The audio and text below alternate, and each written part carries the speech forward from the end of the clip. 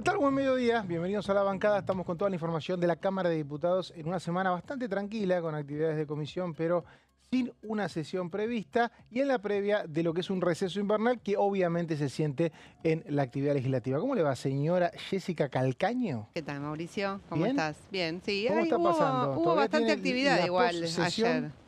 Sí, ayer hubo bastante actividad de comisión. Parece que es como siempre son una fecha donde está todo más calmado, pero hubo bastante movimiento. Con algunas novedades que seguramente vamos a comentar. Antes de eso, los títulos del día.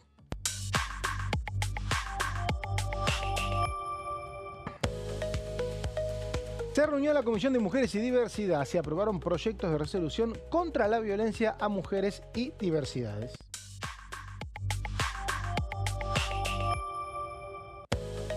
Comisión de Análisis y Seguimiento de Normas Tributarias y Previsionales. Diputados definieron agenda de trabajo para el segundo semestre del año.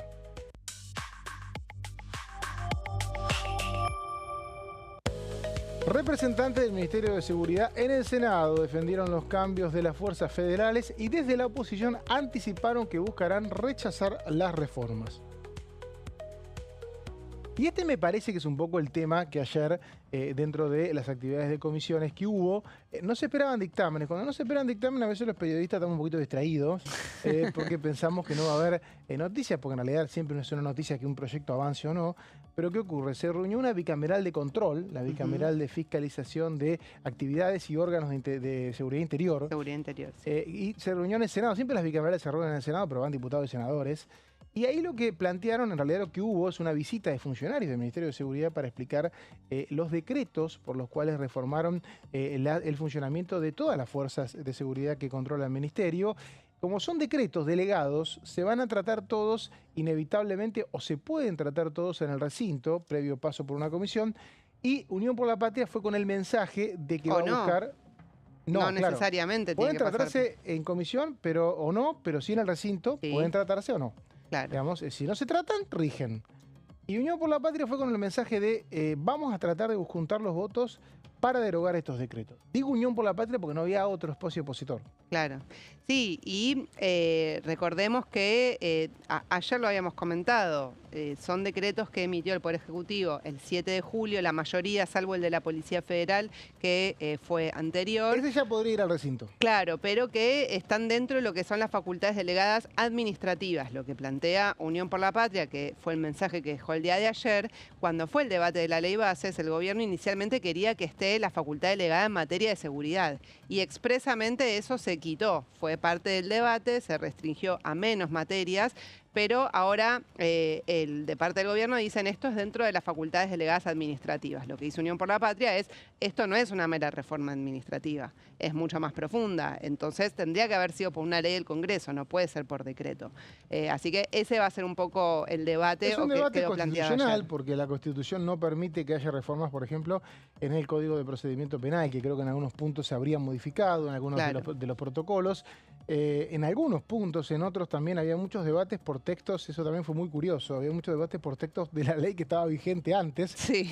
pero que claro, como cada gobierno lo usa como quiere, este gobierno para Unión por la Patria podía usarlo de una u otra manera y le era muy loco el debate de decir, bueno, ¿por qué pusieron esto? No, eso ya estaba, si no querés ver la ley anterior. No escribimos nada nuevo, No escribimos dijo. nada nuevo, si nos poníamos a escribir era peor, dijo un funcionario del Ministerio de Seguridad. Lo cierto es que el debate constitucional es respecto a si estos decretos son válidos o no. Lo que dice el Ministerio de Seguridad, lo que dijeron ayer los funcionarios es la organización en sí del Estado es parte de la ley bases y las fuerzas de seguridad que controla el Estado son parte de una reorganización administrativa. El punto es, si después de eso se hacen protocolos es otra cosa, claro, pero los protocolos se hacen sobre la base de esos cambios administrativos.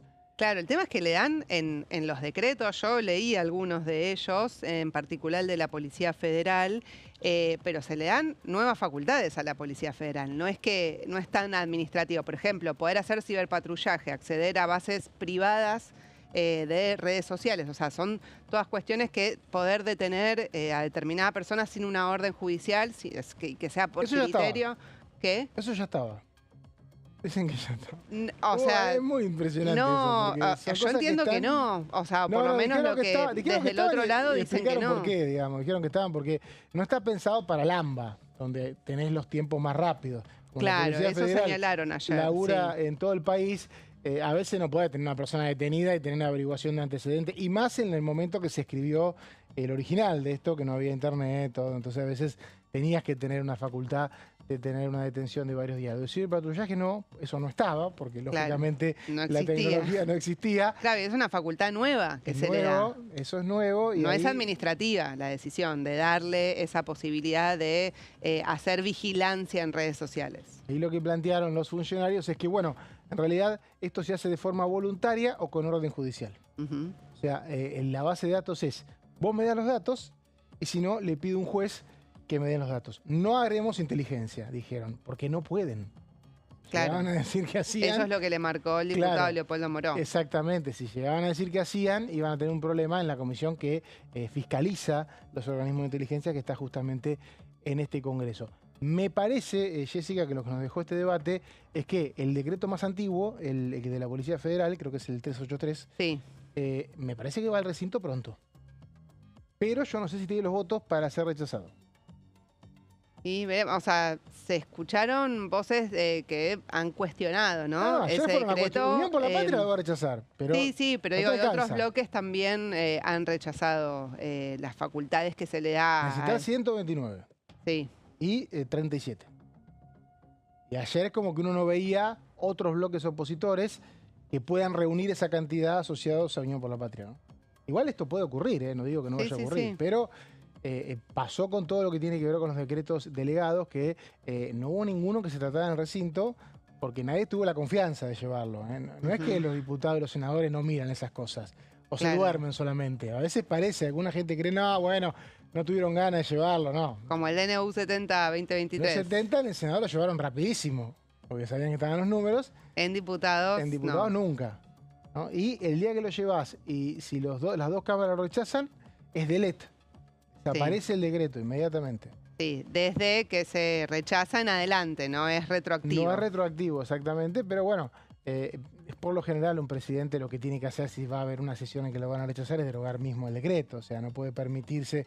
Pero bueno, pasó el año pasado en el decreto que se rechazó de los fondos de la CIDE, que el presidente dejó que la sesión transcurriera y le rechazaron el decreto. Bueno, me parece que es un poquito la información dura que dejó el martes, y después hubo dos comisiones acá mismo en diputados. Una que obviamente fue la que menos se comentó, pero tiene que ver con el control que hace el Congreso de lo que hace la ARCA, la ex AFIP, ahora ARCA, Ujú. la Comisión de Control de Normas Tributarias y Provisionales. Que lo quieren citar al titular del Lo arca. van a citar, porque siempre tienen que venir, y es el lugar donde rinde cuentas. Ujú. A veces suena como exagerado esto, como que va a rendir cuenta. No, sí, rinde cuentas. Porque si viene y dice algo que no le gusta... Bueno, después- venir también, como ha ocurrido con muchos funcionarios. Generalmente los de AFIP vienen a esta comisión, porque son las comisiones de control. Sí. Entonces, es como que si vos no venís y te van a controlar, más vale que te controlen después de una visita. O sea, puede ser por ahí una visita en privada, pero yo me parece que va a venir. Ujú. Vos no tenés fe. Tenés No, una- veremos. No Quiero no tenés ver fe para que venga. creer. Yo me acordaba de un ex administrador que ayer lo contaba, que no solo que venía, sino que quería conocer a los diputados antes. Le daba como miedo el ida Claro, y no ir vuelta. directamente, quería ir preparando el terreno. Aparte te agarran un par ahí que si ves los currículum, varios fueron o ministros de Economías provinciales, recaudadores, Claro. hay algún que otro académico de la actividad contable, y dicen, bueno, a ver, me van a Tienen preguntar. cancha.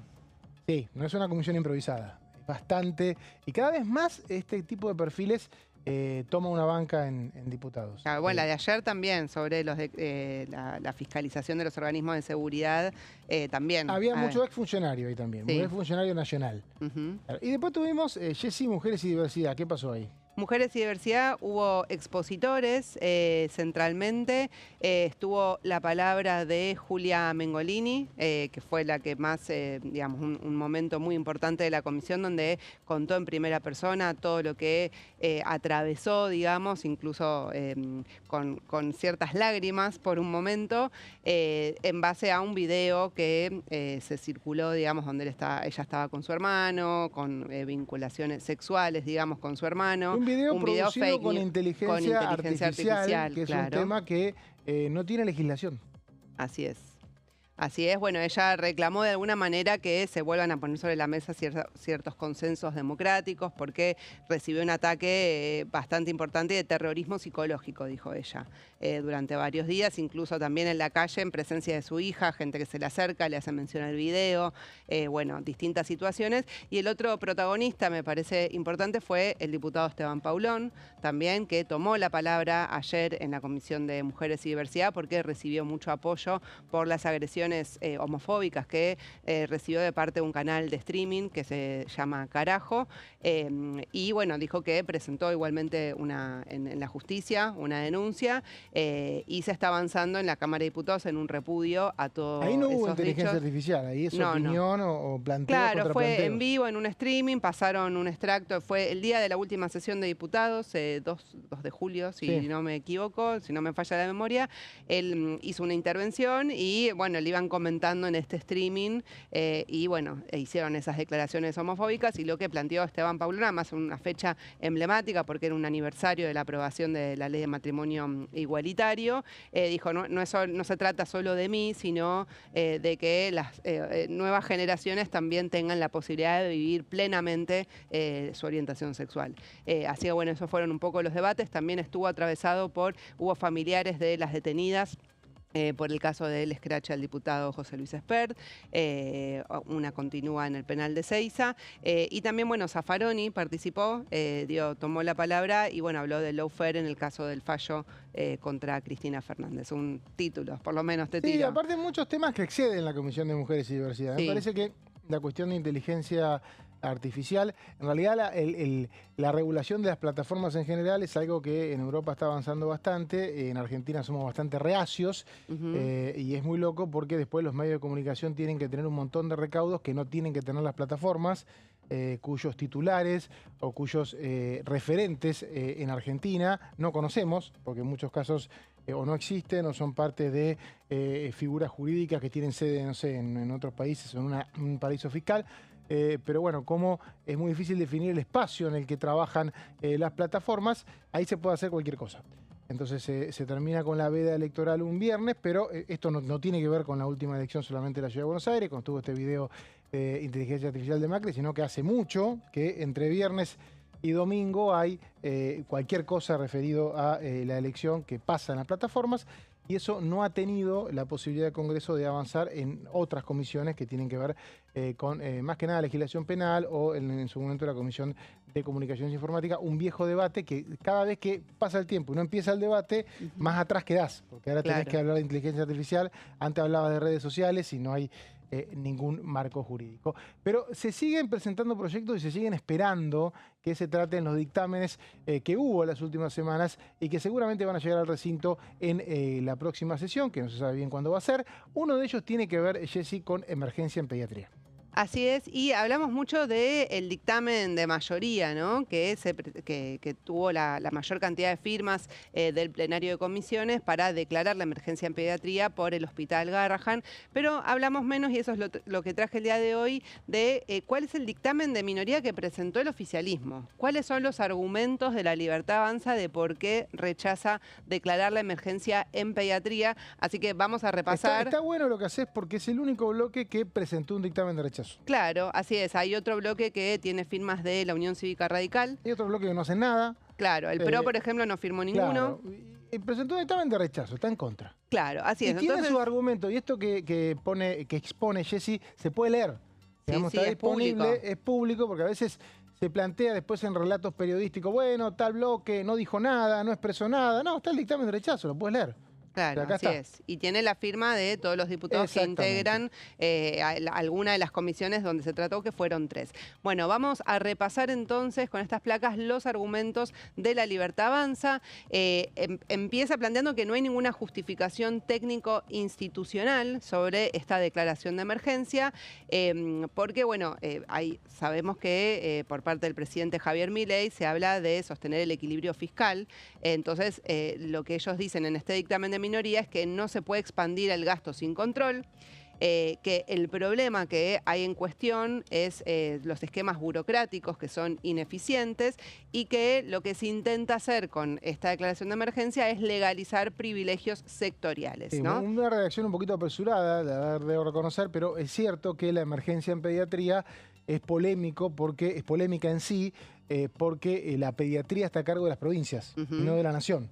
Claro. Y como está redactado los dictámenes, de alguna manera no deja claro cuándo la nación tiene que intervenir. O sea, cuándo la provincia le tiene que pedir a la nación, completame este presupuesto. Si pensamos que son 24 provincias y que algunas tienen más de 100 hospitales, no se puede calcular mucho el gasto aproximado que puede haber en función de una demanda puntual, ¿no? Claro, es que lo que hace por lo menos el dictamen de mayoría es plantear que haya una reasignación de recursos para los insumos críticos y también para los aumentos salariales, ¿no? Claro, pero imagínate que tenés, digamos, no va a ocurrir en términos generales, porque si la nación tiene que financiar los 170 hospitales de la provincia de Buenos Aires, no tiene forma, digamos, eso no va a pasar.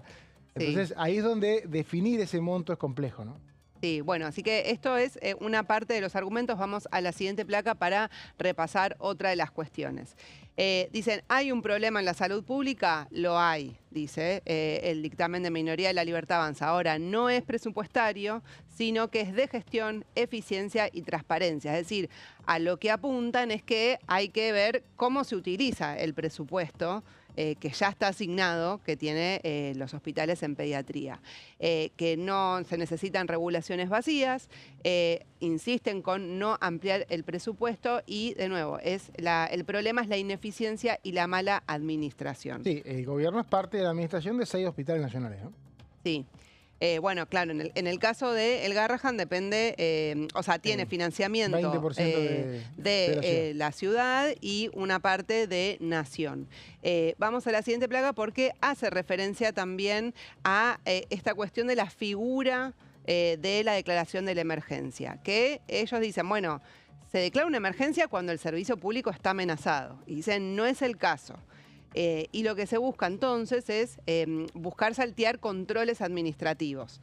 Por ejemplo, que se habiliten contrataciones directas sin licitación y que se reduzcan los estándares de control, digamos. Eso es lo que plantea el dictamen, creo que de la UCR, sí, de la UCR y la coalición cívica, que no habilita las compras sin licitación. Claro.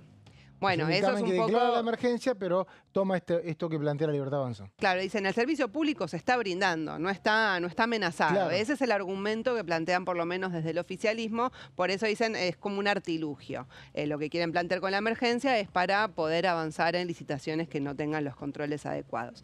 Y se refiere después en un apartado a el Hospital Garrahan en particular. Porque uno de los artículos de todos los dictámenes dice que el gobierno tiene que garantizar su funcionamiento por considerarlo hospital de referencia, ¿no? Así es, sí, tiene el dictamen de mayoría, tuvo un apartado creo que el de minoría también, uno de minoría también. El de la UCR también, es verdad.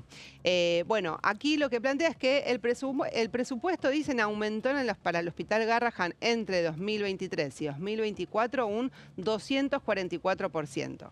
Yo ahí digo, la otra campana, el problema es que dice entre 2024 y 2025 no se modificó. Y eso está avalado por la información oficial que presentó, por ejemplo, Guillermo Francos en el informe de gestión. Perdí. Entre el 23 y el 24 se aumentó 244. Eso es claro, eso es lo que dice el dictamen del oficialismo. O sea, el año pasado respecto a 2023. Sí. ¿Y cuándo no aumentó entonces? ¿Este semestre? No aumentó del 2024 al 2025. Exactamente es el mismo monto, 169.000 millones de pesos.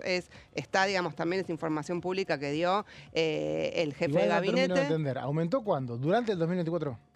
Claro, aumentó, o sea, entre lo que era el presupuesto de Sergio Massa y el primer año de gobierno de Javier Milei. Aumentó 244. Aumentó 244%. Bien. Este año, entre el primer año de gobierno de Milei y el segundo año de gobierno de Milei, 0. O sea, es exactamente el mismo monto. Y eso es lo que están denunciando desde el Hospital Garrahan. Y la respuesta de La Libertad Avanza, que vos bien planteás en el dictamen de minoría, es el problema no es el monto, sino la asignación del dinero. Claro, así es. Y ahí vamos a otro punto, que es sobre, dicen, el personal administrativo es superior al del cuerpo médico. Que eso es algo que ya ha planteado el vocero presidencial, Manuel Adorni. Esto dice el dictamen, recordemos, esto dice el dictamen de La Libertad Avanza. Claro, ahora, también digo, la otra campana dice, esto no es así. De hecho, hay un informe de estadística oficial del Hospital Garrahan. ¿Pero quién emite ese informe? El directorio. El directorio. Que el directorio aparte es nombrado también, o sea, tiene una parte que es nombrado por el Poder Ejecutivo. O sea, ese informe de estadística, que es un órgano oficial, dice que digamos... no hay más administrativos que médicos. Claro, me lo traje aquí, dice personal asistencial médico, ese es el 68% de los agentes de planta. Después, lo que es logística es un 20%, pasa que ahí también vos tenés, por ejemplo, técnicos en radiología. O sea, después también hay administrativos, ¿no? En esa parte logística, y lo que es, eso es el 20%, y lo que es conducción, es decir, personal más jerárquico, que eso es parte de lo que nombra también el Poder Ejecutivo, es un 12%. Es decir que ese argumento, por lo menos, digamos, hay un debate. Hay un debate, exacto, Sí, hay un debate. así es. Hay distintas versiones. Y creo que nos quedaba una placa más, o no recuerdo, sí, una placa más. Bueno, este dictamen de minoría tuvo 10 firmas sobre 101. Obviamente que no se va a tratar, está claro. Pero es para ver los fundamentos. Pero es los fundamentos, y siempre es válido que alguien presente los fundamentos porque quede una marca de lo que de alguna manera sostuvo, ¿no? Obviamente esto alguien lo va a decir en el recinto, pero bueno, algunos bloques a veces no firman nada y no dicen nada. Y después explican, no, bueno, pero justo no fui. Sí, en el plenario de comisiones se escuchó la voz de Carolina Píparo, nada más por parte del oficialismo, pero bueno, el dictamen de minoría es un documento... Tiró también un dato, que es que en muchas provincias los residentes están ganando incluso menos que lo que se gana en la residencia nacional. Claro. Y que por lo tanto esto debería ser una pelea federal. Es el tema de siempre, todo lo que ocurre en todas las provincias, como educación, salud y seguridad interior, que ayer también tuvo un capítulo de lo que tiene que ver con misiones, viene al Congreso, pero el Congreso no puede hacer mucho, en muchos casos, ¿no? En ningún caso, porque las escuelas, los hospitales y las policías son administradas de las provincias. Pero bueno, sí puede hacer en lo que tiene que ver con la residencia del Garrahan, por eso también recordemos que este dictamen habla de la crisis de las residencias, de la emergencia de las residencias, ¿no? Claro, el dictamen de mayoría plantea que hay una necesidad, digamos, porque además... Luego hubo un decreto presidencial para modificar el régimen de las residencias, que pasen a ser considerados becarios. Eso también generó bastante disconformidad por parte del sector de salud. Y recordamos, mañana jueves, 16:30 horas, va a haber una jornada importante de los trabajadores del Hospital Garrahan desde Congreso a Plaza de Mayo. Gracias, Ceci, por esa media hora. Por favor. Pausa, enseguida volvemos con más.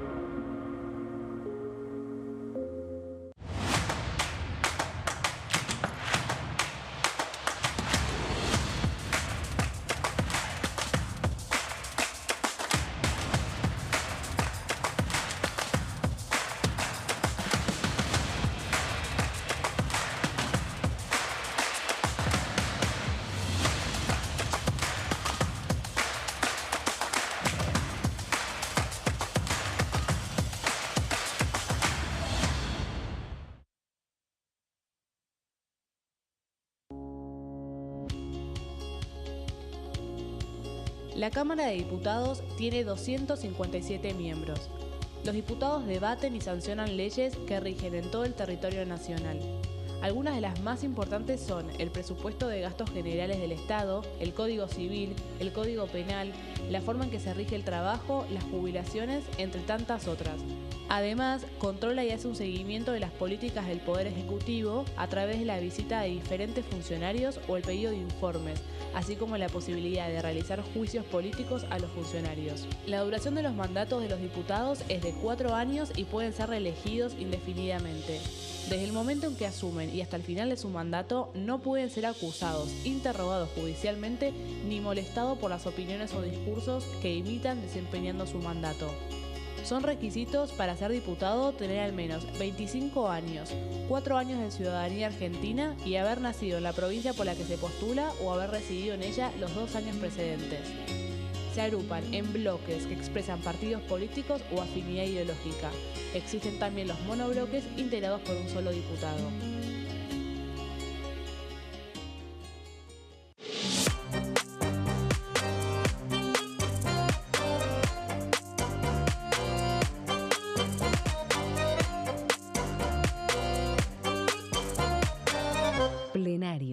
de lunes a viernes, 15 horas. Dengue, Zika y chikungunya. ¿Cómo protegerte de la picadura de mosquitos? Para prevenir el dengue, Zika y chikungunya, evita que el mosquito te pique. Usar repelente siguiendo las indicaciones del envase. Cubrí brazos y piernas con ropa clara. En casa, pon espirales o tabletas. Usa tules o mosquiteros sobre camas o cunas. Coloca mosquiteros en puertas y ventanas.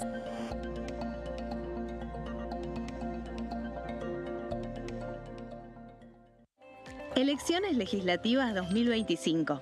Lo que necesitas saber.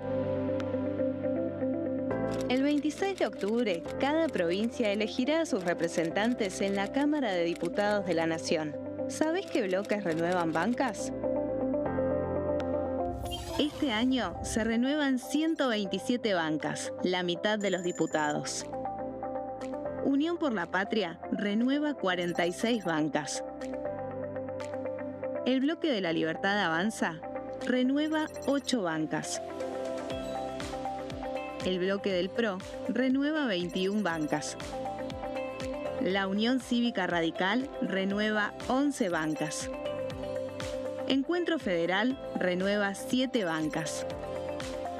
Democracia para Siempre renueva 9 bancas. El Bloque del Frente de Izquierda renueva 4 bancas. Coalición Cívica renueva 4 bancas.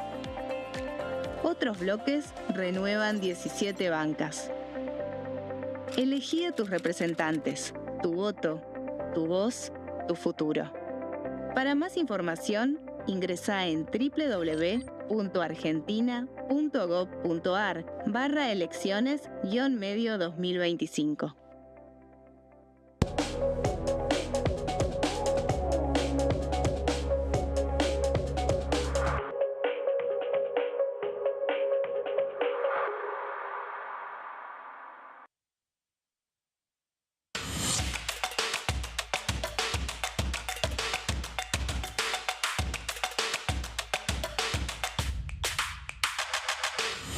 Quórum, de lunes a viernes, 14 horas. ¿Qué diferencia hay entre la Cámara de Diputados y la Cámara de Senadores? La Cámara de Diputados representa al pueblo de la nación argentina. Esto significa que las provincias más grandes y con mayor cantidad de habitantes tienen muchos más diputados que las provincias más pequeñas. La manera de establecer las cantidades es proporcional. La Cámara de Senadores representa a las provincias. Cada provincia envía 3 senadores al Congreso Nacional. El total de senadores es 72, dado que las provincias argentinas son 24. Este es un número fijo. Por ejemplo, la provincia de Buenos Aires cuenta con 70 diputados nacionales y la provincia de Tierra del Fuego con 5. Pero tanto la provincia de Buenos Aires como la de Tierra del Fuego cuentan con 3 representantes cada una en el Senado de la Nación. Cada 2 años, el Congreso Nacional renueva la mitad de sus diputados y 1/3 de sus senadores nacionales. El mandato de los senadores es de 6 años, mientras que el de los diputados es más breve, dura solamente 4 años.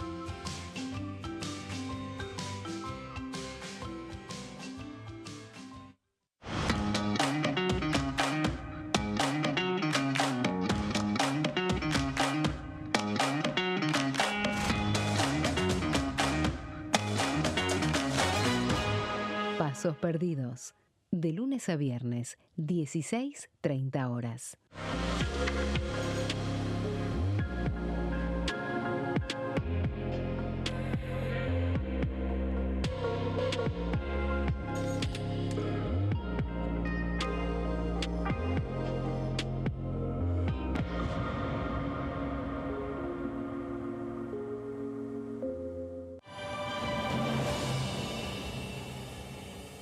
Segundo bloque en la bancada, seguimos acá con toda la información de la Cámara de Diputados. Plantel renovado juntitos hoy, el señor Leo Férez y Guido Bradlaski. ¿Cómo andan? ¿Bien? ¿Cómo te va, Mauri? ¿Qué tal? Hola, Muy ¿cómo buenas estás? tardes. Los tenemos acá arrinconados porque nos visita en este segundo bloque el diputado de Unión por la Patria, Hugo Yasky. ¿Cómo le va, diputado? Muy bien, gracias por la invitación. Bueno, usted es protagonista de varias comisiones, pero sobre todo la educación. Tiene un pasado muy reconocido como dirigente sindical de la educación y la semana pasada se dictaminó un proyecto de, en realidad no sé si es emergencia, pero fondeo, aumento de fondos a las universidades que pronto por ahí llega al recinto. ¿De qué se trata?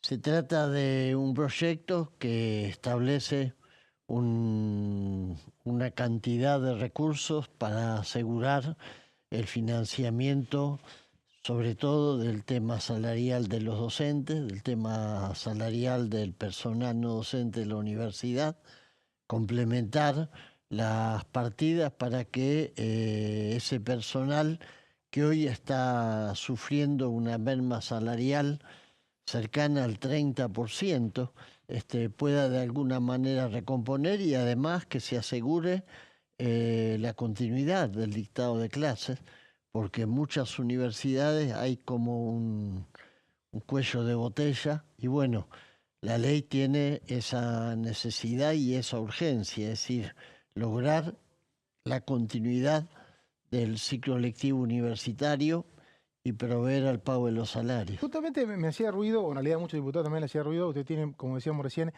mucha historia como sindicalista. ¿Puede el Congreso intervenir una paritaria? ¿O esto no sería intervenir una paritaria, sino anticiparse una paritaria? ¿Cómo sería técnicamente?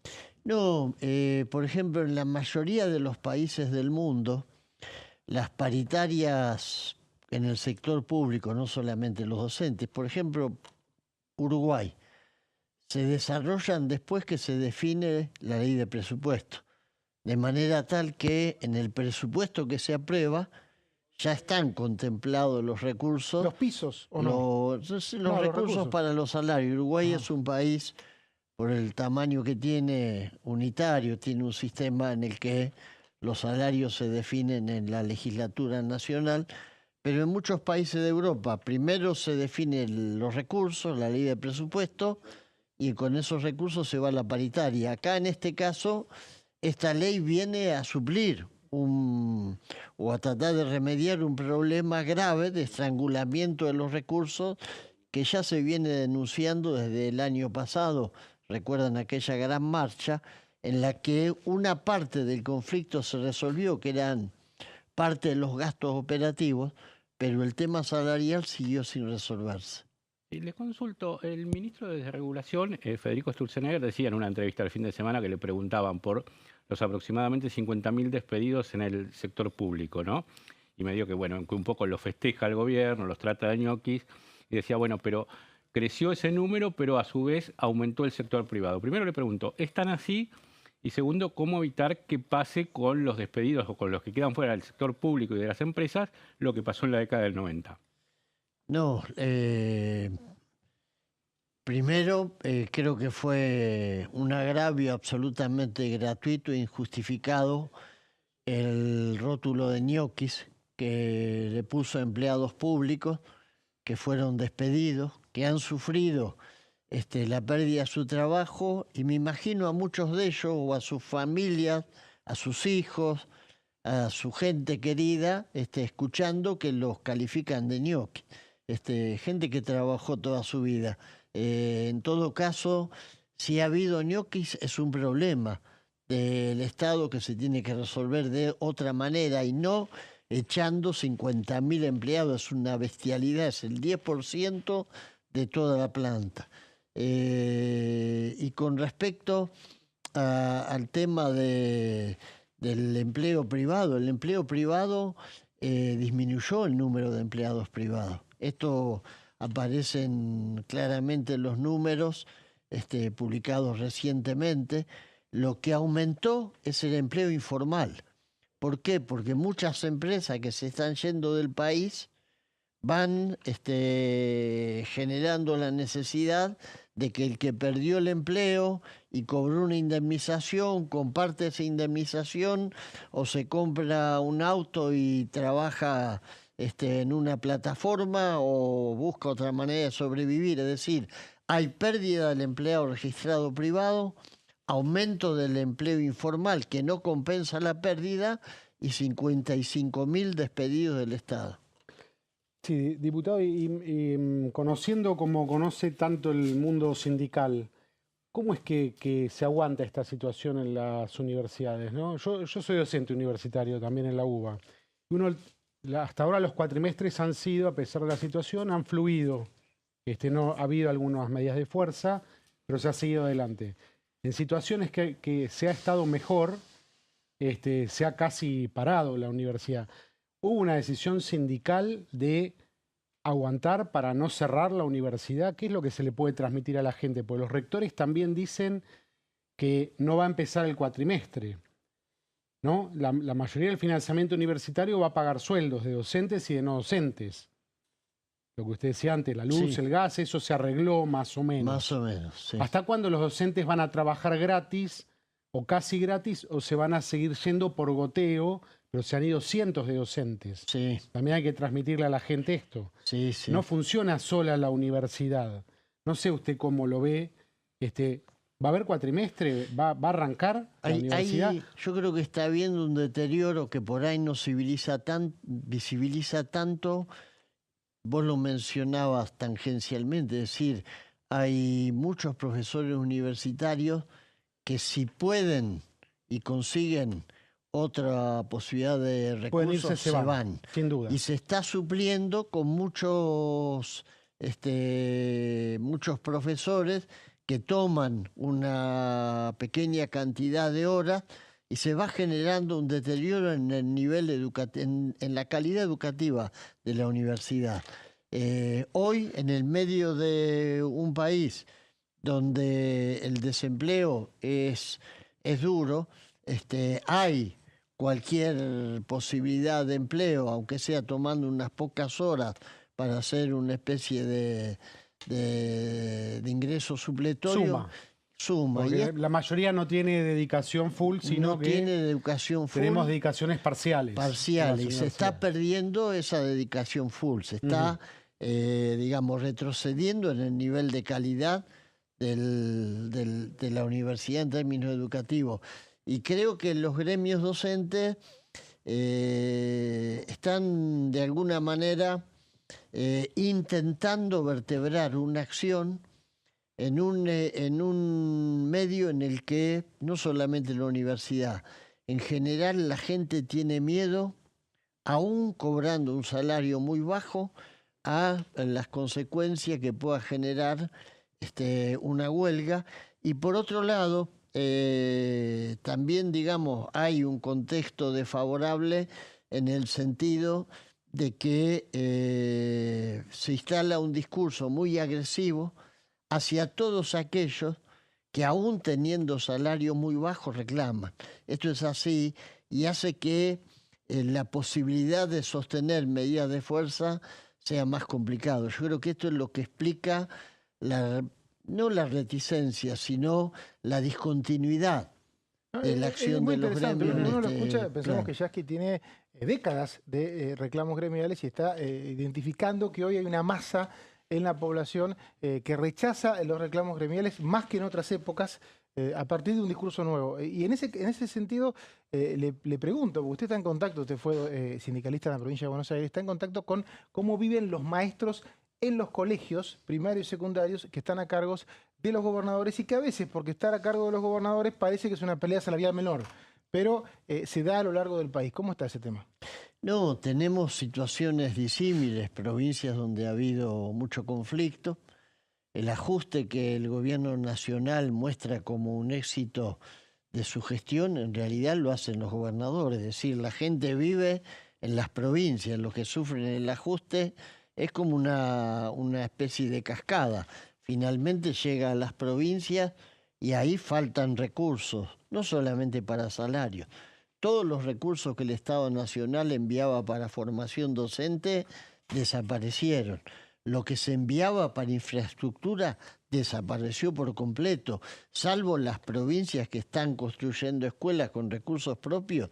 El resto se paralizó todo. Se paralizó la provisión de los comedores escolares, que había fondo de la Nación que asistían a las provincias más pobres. Es decir, hay un cuello de botella muy duro y muchas veces a nosotros nos pasó en la década del 90, cuando nosotros instalamos la carpa blanca frente al Congreso. En realidad fue porque ya ni siquiera podíamos hacer paro, porque había llegado a tal punto el desfinanciamiento educativo que había provincias, eran 5 en ese momento, que ya no pagaban salario, es decir, no que hacías paro para que te aumentes, no pagaban salario. Y había un clima en el que una huelga docente no movía la aguja. Y eso nos empujó a buscar esa forma para nosotros de testimoniar la protesta, que después, bueno, tuvo una repercusión muy grande, pero llegamos ahí desesperados. Y algo de esto está pasando ahora, porque hay una insensibilidad muy grande, pero un tratamiento muy hostil hacia todos aquellos que expresan una demanda salarial. Sí, le pregunto, perdón Guido, le pregunto, usted, esta coyuntura que describe, bastante negativa para el sector laboral, para los empleados, pero a esto el gobierno está diciendo, lo dijo, lo puso en la ley bases, en la primera ley base, después se fue quitando del proyecto, después se avanzó con algunas cuestiones puntuales, que se viene una reforma laboral y falta una reforma laboral que es la que quiere La Libertad Avanza y que dice, bueno, si dan los números con la elección de octubre, con la nueva composición del Parlamento, se puede avanzar con eso. ¿Qué espera y cómo ve eso? No, la verdad que nos preocupa, porque si hubiese una reforma laboral mirando hacia el futuro, hay reformas que hacer. Por ejemplo, las leyes vigentes no contemplaban el trabajo de plataforma, no contemplaban el home office, es decir, el trabajo en el hogar, no contemplaban el trabajo en turnos discontinuos como estamos viendo ahora. Es decir, hay una cantidad de cosas que no están legisladas, que habría que legislar. Hay países como España que están haciendo reformas laborales muy importantes, pero pensando en el siglo XXI, no en el siglo XIX. Lo que el gobierno quiere es absolutamente regresivo en términos de derechos. Lo que el gobierno quiere es flexibilizar, de hecho incentiva la informalidad laboral, incentiva la no afiliación. Pensemos que hay un 0800 para que la gente se pueda desafiliar de los sindicatos sin tener que pasar por los sindicatos. Bueno, no avanzó, le tengo que decir, no avanzó la ley para que no pueda haber afiliación compulsiva. La verdad que, y eso solamente la UCR lo plantea, inclusive se ve La Libertad Avanza muy cercanos a ustedes en la idea de que esa ley no tiene que avanzar.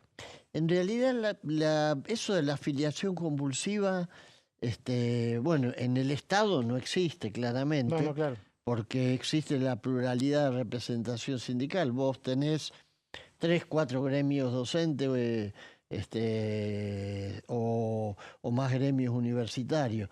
En el sector privado es muy relativo. De hecho, vos tenés un conflicto hoy que es la cuota solidaria.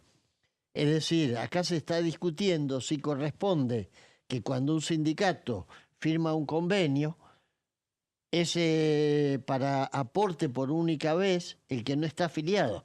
Es decir, si fuese compulsiva como en México, bueno, tendrías una ley para tratar de que no aporten los que no están afiliados porque estarían todos afiliados. O sea, eso de la afiliación compulsiva, la verdad que es una realidad que no existe. Y algo que se puede hacer, no digo particularmente en el sector del sindicalismo docente, pero está muy desprestigiado el sindicalismo, para que la gente, los trabajadores puedan volver a creer en sus representantes sindicales. ¿Hay alguna autocrítica para hacer? Porque si se llegó a este punto también es porque no se han hecho las cosas bien, ¿no? Yo creo que... Y no me refiero a los sindicatos docentes particularmente. No. Creo que sí, creo que el movimiento sindical hoy tiene que estar asumiendo no solamente la conflictividad que tiene que ver con los trabajadores representados en términos corporativos, hay que asumir la conflictividad que tiene que ver con los problemas de la sociedad. Creo que el sindicalismo que hoy acompaña a los jubilados en cada una de sus luchas, el que mañana va a estar marchando con los trabajadores de salud, con los trabajadores del Garrahan y todos los de la salud que van a marchar. El que es capaz de abrirse y entender que hay que estar en la calle para sostener las demandas de quienes están sufriendo las consecuencias de las políticas del gobierno de Milei, ese sindicalismo es el que necesitamos y el que la gente va a valorar. Te puede ir bien o te puede ir mal. Lo que no tenés que hacer es tener que justificar por qué no fuiste capaz de ponerte al frente de demandas que eran absolutamente justas, lógicas, necesarias para tus afiliados. Recién hablábamos de la posibilidad de una reforma sindical. Y está la posibilidad, lo que plantean muchos sectores, es que los viejos convenios colectivos, los de la década del 70, no solamente por la modernización tecnológica, sino también porque ha habido nuevas actividades, quedaron muy fuera de lugar y que eso de alguna manera complica el empleo formal. ¿Qué lectura tiene al respecto? No, que eso, viste, es la formulación es hasta puede ser atractiva, pero lo que hay atrás de eso hubo un es cambio de las condiciones de vida, digamos, de la tecnología y también de las condiciones de vida desde 70 hasta acá, 74, sí, 75. Claro, pero si vos lees, por ejemplo, el convenio del ESMATA, vos tenés, hasta está contemplado el tema del trabajo robotizado. O sea, los convenios se han ido adecuando. Lo que quieren es introducir la flexibilización, lo que quieren es introducir la precarización. Hoy tenés la mitad de los trabajadores que están en la economía informal.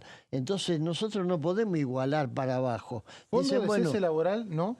Fondo de cese laboral en lugar de una indemnización que las pymes dicen yo no la puedo pagar y cierro. No, depende en qué tipo de actividad. Si bueno, vos me decís la construcción, que es una gran paradoja, pues te dicen el fondo de cese laboral es para adecuar el convenio y evitar el trabajo en negro. Ahora, la construcción tiene fondo de cese laboral y 80% de trabajo en negro. Es el gremio que más trabajo en negro tiene. O sea que el fondo laboral no resuelve el tema. Yo creo que el fondo laboral es un intento que se hizo en algunos países como Austria y fracasó. O sea, de hecho, hoy en Europa no existe fondo de cese laboral. ¿Cómo es en Europa? ¿Una pyme cierra y tiene que pagar una indemnización? ¿Cómo es? Una empresa cierra y tiene que pagar la indemnización. Y hay formas de que las pymes o las empresas pequeñas en determinado momento cuenten con algún tipo de subsidio cuando entran en procedimientos de crisis. Creo que... O sea, la paga el Estado y finalmente la devuelve la empresa. O tienen algún tipo de subsidio, o tienen algún tipo de exención impositiva.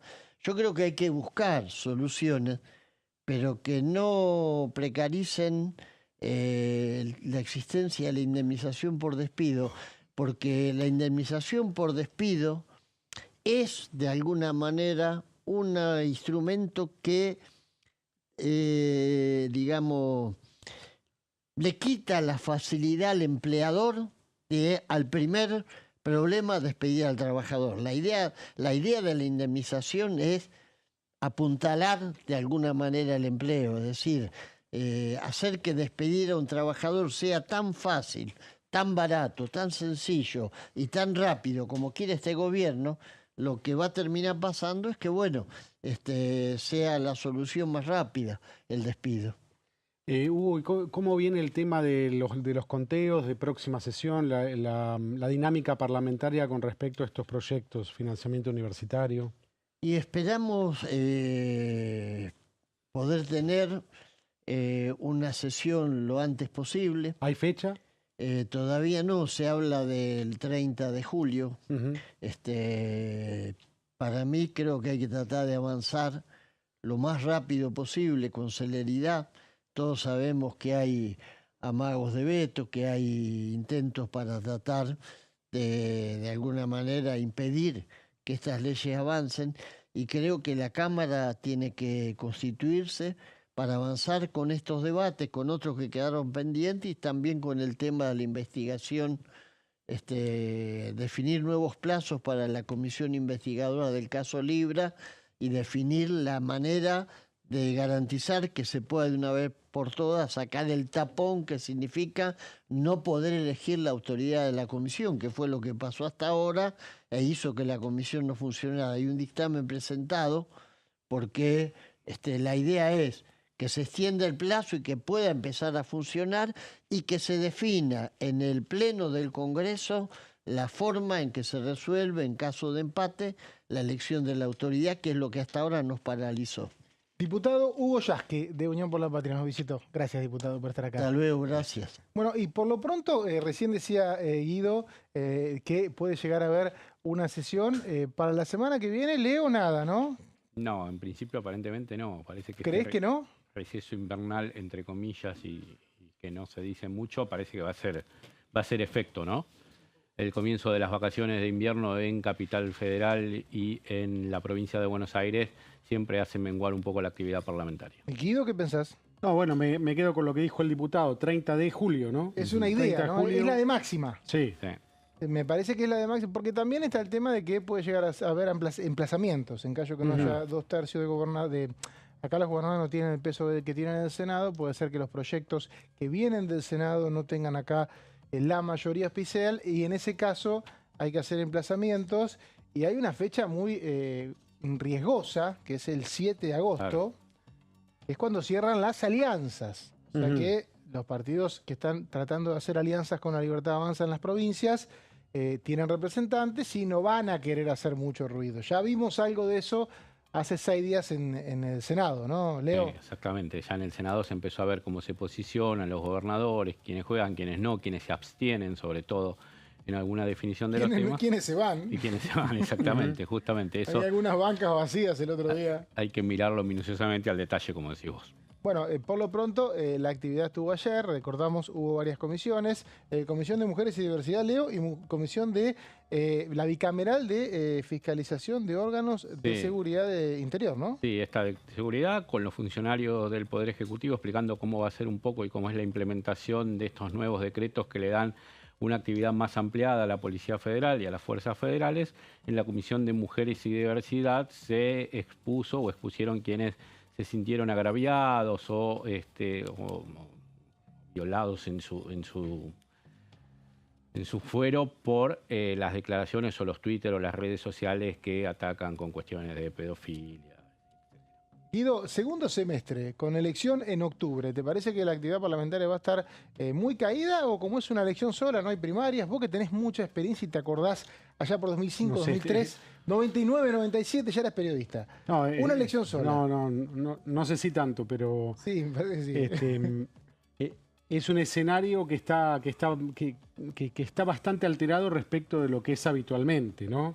Porque hay un montón de proyectos, iniciativas, está como muy cruzada la política. Entonces, en otro contexto sí diríamos, se va a caer la actividad, además los legisladores están ocupados en sus provincias, en las elecciones, pero acá está un poco más cruzado de temas, ¿no? Y de urgencias. Gracias a los dos, Leo y Guido, por esta media hora. Gracias. Gracias a ustedes también. Mañana de vuelta acá a las 13 en la bancada.